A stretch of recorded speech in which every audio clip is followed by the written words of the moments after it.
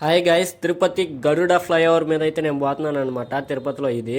So ఇది direct ఎక్కడ పోతుందో తెలుసు కదా, డైరెక్ట్ కపిల్ తీర్థం కాడికి అయితే వెళ్తుంది అనమాట.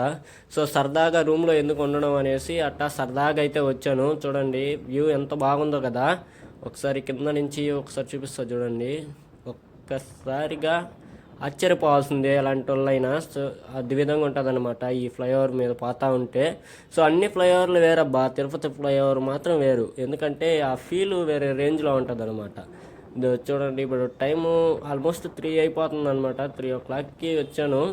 సో ఏమన్నా ఆకలేస్తుంది నాకైతే బీభత్సంగా. సో ఇదే కపిల్ తీర్థం. సో డైరెక్ట్గా ఇక్కడికి వచ్చేస్తాం ఆడెక్కితే. సో చూడండి కపిల్ తీర్థం ఎట్టినాదో. సో ఇదేదో బ్యానర్లు వేస్తున్నారు. ఇదంతా కూడా తిరుపతి ఎట్నుంచే పోయేదనమాట తిరుమలకి. చూడండి అదే రైట్ సైడు ఇక్కడ ఉంటుంది అనమాట కొండ.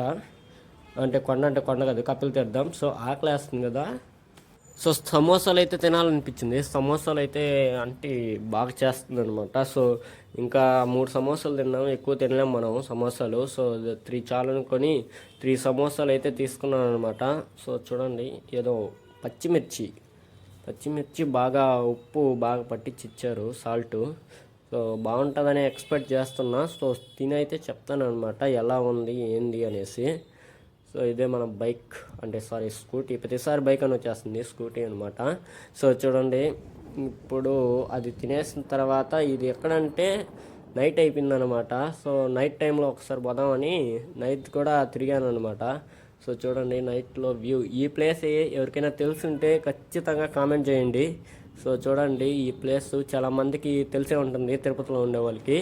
సో ఇది ఎక్కడ అనేది కామెంట్ చేయండి అనమాట ఖచ్చితంగా.